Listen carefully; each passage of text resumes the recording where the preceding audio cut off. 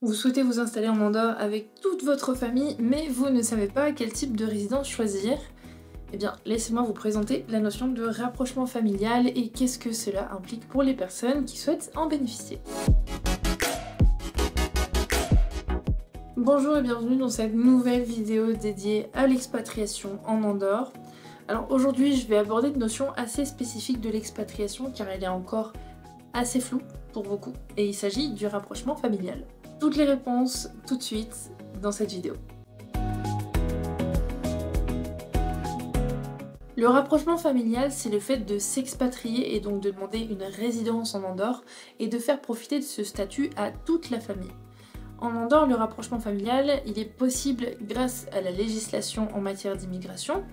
Donc c'est-à-dire que les membres de la famille qui peuvent être réunis comprennent le conjoint ou partenaire enregistré, les enfants mineurs ou majeurs de moins de 25 ans étudiants en continu et présentiel, ou les parents. Pour pouvoir faire une demande de rapprochement familial en Andorre, il faut être résident andorran et justifier d'une situation économique et sociale stable. Et en plus, les demandeurs doivent prouver leur lien familial avec la ou les personnes concernées qui vont être importées entre guillemets en Andorre. C'est-à-dire que si vous souhaitez vous installer en Andorre en tant que résident actif, par exemple, et par conséquent donc créer une société ou devenir actionnaire à plus de 34% d'une entreprise andorrane, vous devez déposer, selon la nouvelle loi de décembre 2022, 50 000 € de caution auprès de l'AFA, donc l'autorité financière andorrane, qui permet en fait de déposer les cautions, tout simplement. En faisant appel à un regroupement familial, en fait, vous avez juste une seule démarche, une seule demande de résidence à faire, donc une seule fois la démarche, et donc de déposer une seule fois les 50 000 € de caution en question, et ce qui permet d'expatrier toute votre famille. Donc au lieu de le déposer deux fois, comme si vous faisiez une résidence compte propre pour vous et votre conjoint, vous ne le faites qu'une seule fois. Pour mettre en place le rapprochement familial, votre famille devra s'installer avec vous et attendre 3 mois avant d'entamer les démarches dans le cadre d'une résidence active, sinon c'est immédiat pour les résidents passifs. Évidemment, pour toute résidence fiscale, vos centres d'intérêt familiaux, c'est-à-dire votre conjoint et vos enfants, doivent se trouver dans le même pays que vous, autrement cela constitue un critère de fraude fiscale. Si vous êtes un résident actif, vous n'avez pas de caution pour rapprocher votre famille, il faut juste attendre les 3 premiers mois comme je disais juste avant, juste après l'obtention de votre résidence, et ensuite justifier des ressources économiques suffisantes, c'est-à-dire 60% du SMIC andorran pour chaque adulte importé entre guillemets et 40% du SMIC andorran pour chaque enfant. Et en plus de justifier des ressources suffisantes pour la personne titulaire de la résidence active aussi. Pour les passifs, c'est un peu différent parce qu'il faudra justifier de 100% pour chaque personne rapprochée et de 300% pour le titulaire.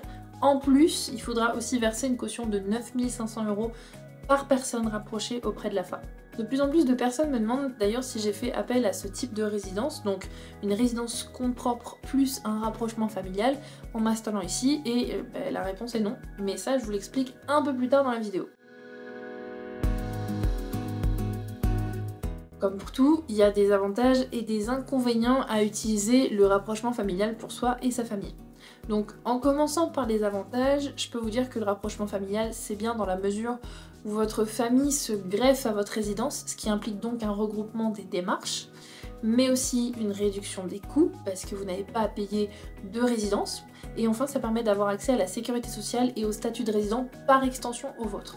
Donc une personne qui a la résidence par rapprochement familial, elle a tous les avantages d'un résident classique, comme par exemple la possibilité de s'inscrire à la salle de sport, d'avoir la carte de bus gratuite qui permet de voyager partout en principauté, etc. En termes d'inconvénients, j'en vois surtout un majeur qui a fait que nous n'avons pas choisi cette option, c'est que le conjoint rapproché ne peut pas travailler puisque sa résidence est l'extension de celle de son conjoint.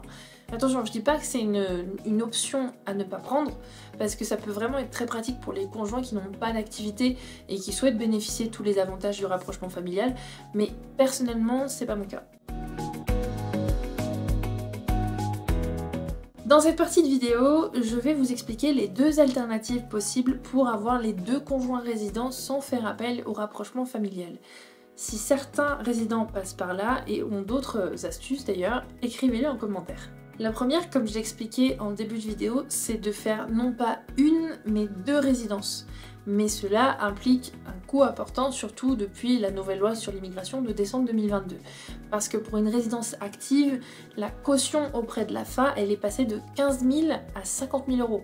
Donc dans tous les cas, 2 résidences compte propre égale 2 dépôts auprès de l'AFA, soit 100 000 euros de bloqués en caution jusqu'à ce que vous décidiez de ne plus renouveler votre résidence et de partir de l'Andorre par exemple. Ce qui fait que ça fait quand même une certaine somme de bloqués. Et par conséquent aussi, ça implique 2 choses en termes de coûts. Chacun des conjoints crée sa propre entreprise, donc vous avez tous les frais multipliés par 2 de ce côté-là. Ou alors il y a un des conjoints qui crée une entreprise dont il possède au moins 34% des parts, et l'autre conjoint intègre la société en obtenant aussi au minimum 34% des parts. Et en termes des coûts d'installation, si vous faites appel à Gestoria, là aussi vos coûts seront multipliés par 2. Maintenant, passons à la seconde option qui je pense va en séduire plus d'un. C'est la solution pour laquelle nous avons opté et elle permet de réduire drastiquement les coûts tout en assurant à chacun une indépendance quant à la résidence et il s'agit de faire embaucher son conjoint dans sa société. Donc, concernant les étapes, vous ou votre conjoint créez une entreprise en Andorre et vous obtenez 34% des parts d'une société andorrane, jusque-là il n'y a rien qui change. Bref, vous l'avez compris, vous devez aussi respecter les critères de résidence avec notamment le dépôt des 50 000 euros auprès de l'AFA. Là aussi, c'est impossible de changer ça. Une fois que vous avez créé votre entreprise, vous procédez à la création d'un poste. Donc en fait c'est toute une démarche qui vise à créer une place pour un collaborateur et ensuite vous allez avoir à rédiger une fiche de poste qui va être soumise au pôle emploi andorran. La priorité ira toujours auprès des personnes déjà installées mais n'ayant pas d'emploi, même si le taux de chômage en Andorre reste quand même très faible. Et dans cette fiche de poste, il faut vraiment indiquer un maximum de choses. Donc c'est les diplômes, les formations attendues, le nombre de langues à parler avec le niveau de celle-ci, le profil recherché, tout, vraiment un maximum de choses, il faut que ce soit le plus complet possible. Ensuite, vous allez devoir répondre aux candidats qui postulent via le pôle emploi andorran, s'il y en a, puisqu'ici les profils assez spécialisés sont compliqués à trouver, et d'ailleurs ça a été le cas pour mon importation à moi, entre guillemets, on n'a pas eu de candidats qui se sont présentés. Et dans les cas où vous ne trouvez pas un profil qui correspond à vos besoins, ou même que vous n'avez personne qui postule, vous pouvez donc importer une personne. C'est un peu bizarre comme terme, mais je sais pas comment l'expliquer autrement. Ça permet donc plusieurs avantages pour le conjoint salarié, parce qu'en fait, il n'aura pas à payer la cotisation à la casse comme le font les comptes propres tous les mois, parce que ce sera intégré dans son salaire. Et c'est quand même une certaine économie, parce que la cotisation à la casse, c'est à peu près 400 euros par mois, à peu près un peu plus, je pense. Alors que là, sur le salaire, vous avez une partie comme en France qui est prise en charge par le patron et une partie qu'on paye nous en tant que salariés, mais qui reste quand même moindre par rapport à une cotisation compte propre. Après ça dépend des salaires, mais bon quand même. Donc la personne qui sera salariée, elle sera indépendante de son conjoint par rapport à sa résidence, puisqu'elle a sa propre résidence travail, donc ça veut dire que elle pourra aussi aller travailler dans d'autres entreprises, admettons. Elle pourra aussi obtenir des parts dans une société tout en gardant sa résidence, ce qui peut être bien si vous travaillez ensemble et que vous souhaitez partager les parts de votre entreprise. Et enfin, cerise sur le gâteau, ça je suis sûre que vous allez aimer, à partir d'un certain temps, il faut compter à peu près 1 à 2 ans quand même, la personne salariée pourra changer de résidence et donc elle pourra passer en compte propre sans avoir à déposer les 50 000 euros à la fin. Ça on adore. Mais par contre ça vous dispense certes de la caution, mais ça vous dispense pas des tonnes de papier à faire comme vous quand vous vous installerez et que vous créerez votre société, etc. etc.